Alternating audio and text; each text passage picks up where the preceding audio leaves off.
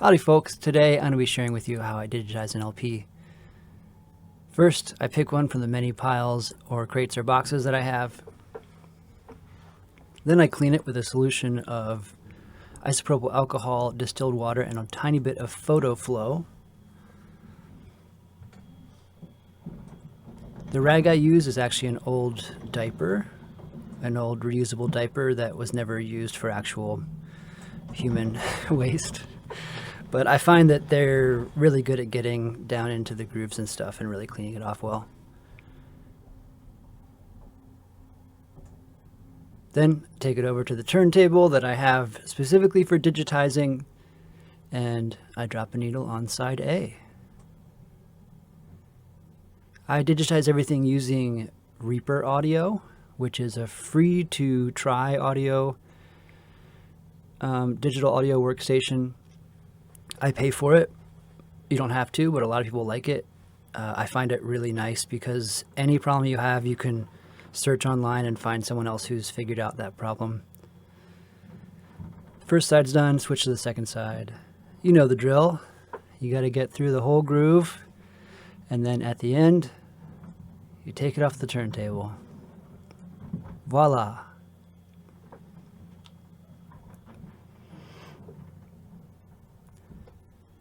Turn on the scanner.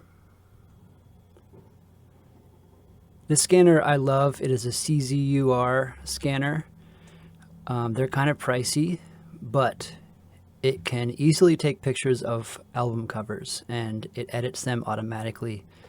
I really love it because taking pictures with a phone or whatever you need is great, but getting the angles right every time and consistent is very difficult, whereas this, every picture looks consistent.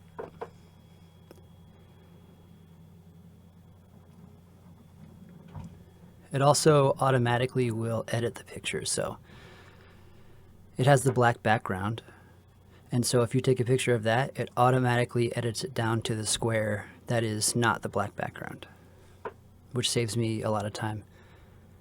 If you're just doing a couple albums, it's not a big deal, but with me, you know, I'm doing thousands of records, and if you can cut even just a couple seconds off of each thing you do, that can add up to being hours or days.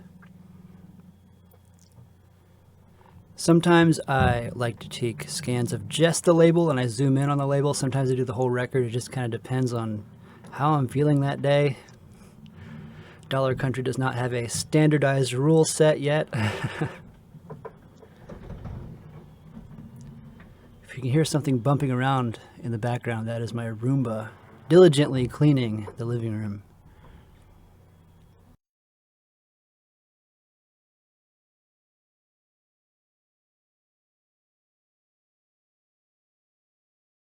So with LPs, I have a little library card that I created specifically for LPs. It has places on it for the name of the album, the name of the artist, the source that I got it from, the genre of the music, which is generally country gospel, bluegrass country, or somewhere around there.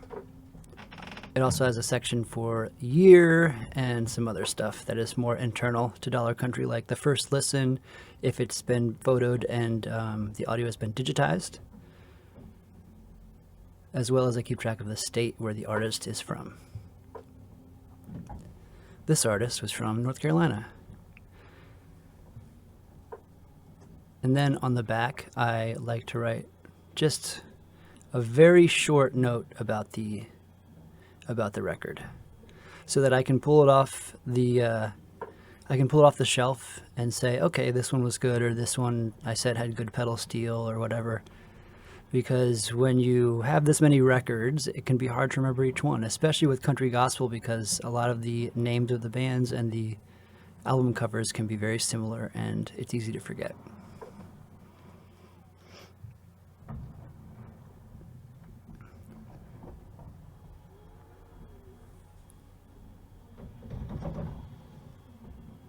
Also, I'm not sick, but the back of my hand has some splotches that are eczema that I've been working on.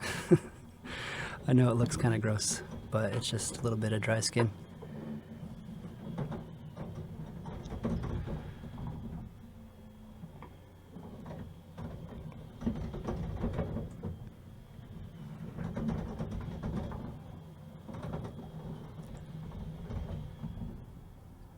After writing out the card, I make sure every record goes into a sleeve. Every record also I make sure has an inner sleeve for the LP.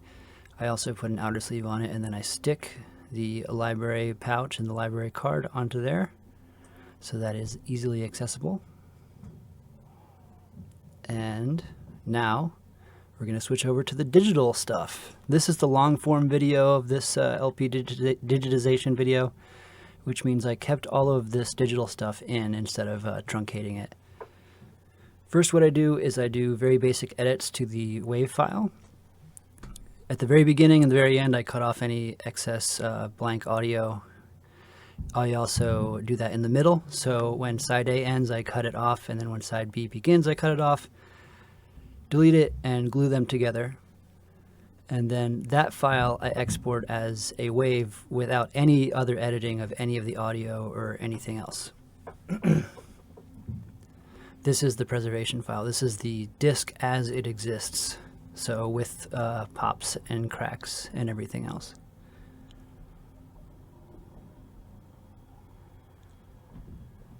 I also make sure that everything has its own folder. I try to keep all of my computer folders somewhat organized, because if you don't do it now, it's very hard to go back and do it later. So every artist will have its own file. So this is the DOS Family Singers. Inside that file will be all of the records I have by them. So this is I Know by the DOS Family Singers. Then I export it as a WAV file.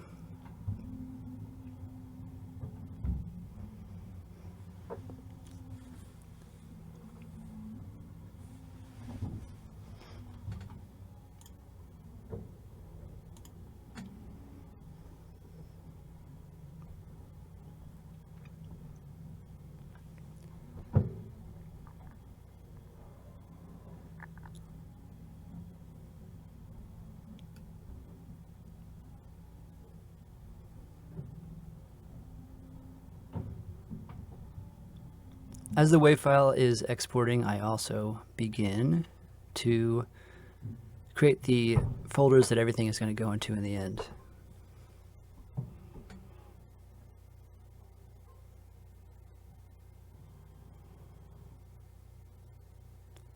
So at the end of this, I'm going to have all of the photos, which are the scans I got, as well as the WAV, the long form WAV of the whole record, as well as MP3s of each individual song. So I make all those folders so that I can later put those there. I also, for posting online, I watermark all of my photos with dollarcountry.org so people can find where this wonderful record came from, as far as who did the work of digitizing it, and hopefully enjoy what Dollar Country has to offer. I also put the cover in the MP3 file folder because I have my own streaming server at home, so I can listen to stuff all around the house or in my car. So I put that in there so that it has a associated record cover with it.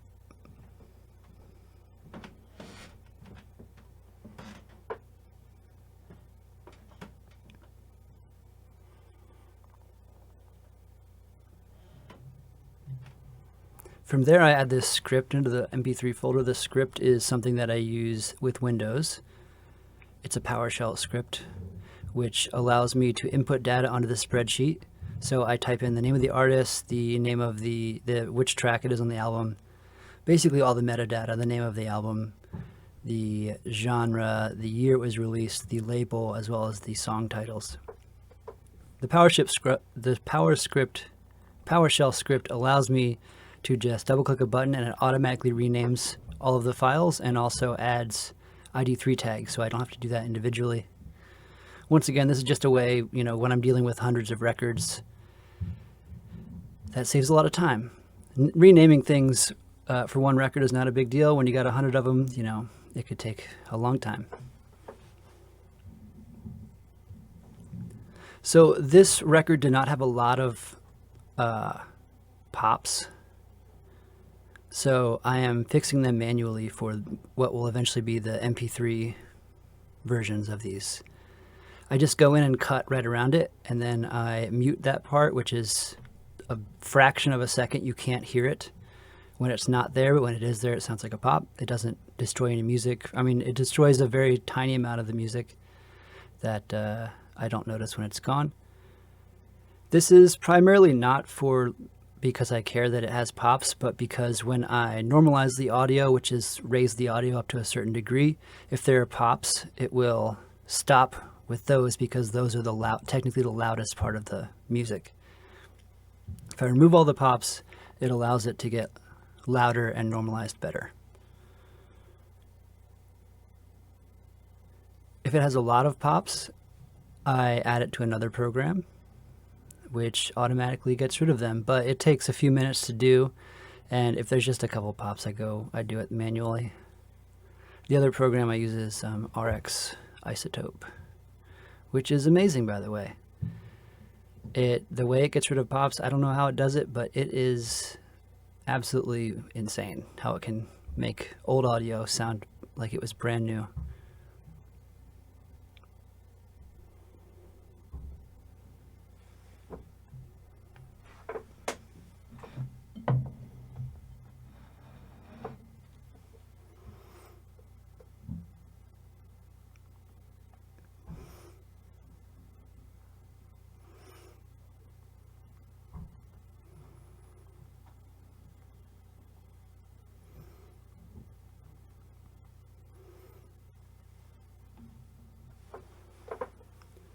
All right, so now that all that's done, I normalize the audio, which raises the audio a little bit.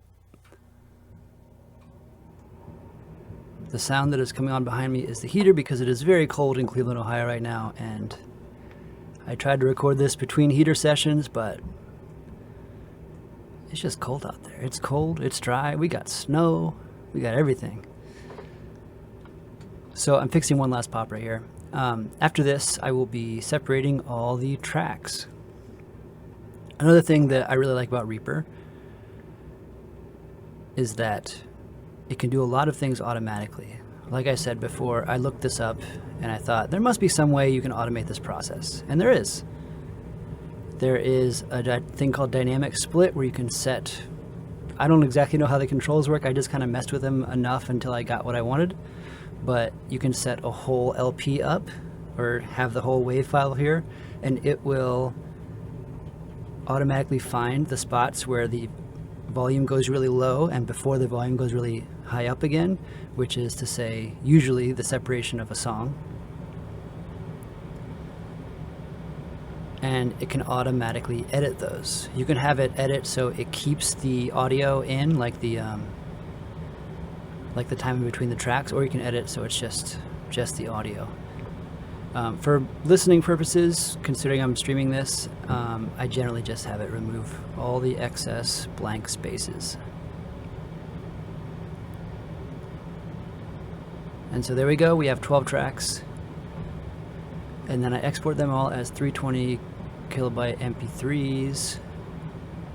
On a side note, I've noticed that I would say probably 90% of country gospel albums are 12 tracks. 6 tracks on either side. The other most common one is 10 tracks, but it is very rare for them to be 11 or 13. For some reason, it's very rare to have more tracks on one side than another.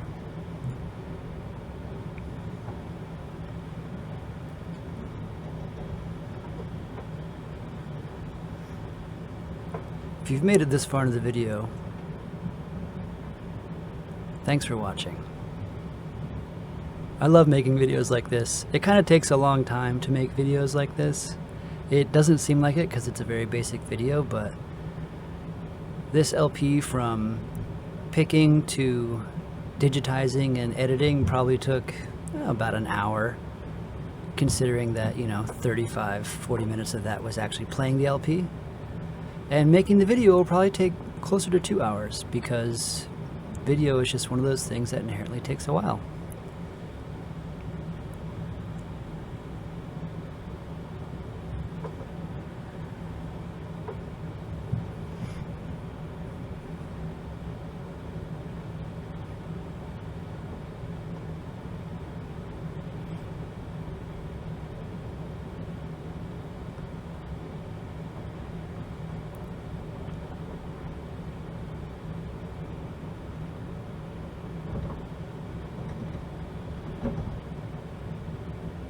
And then we're about to reach the final step of all this, which is where I use the PowerShell script to rename everything. It renames everything, and then I add it to I have a separate little streaming server thing that I add it to, and then I consider it to be done. And sometimes I post these online, sometimes I post them on the Patreon for patrons.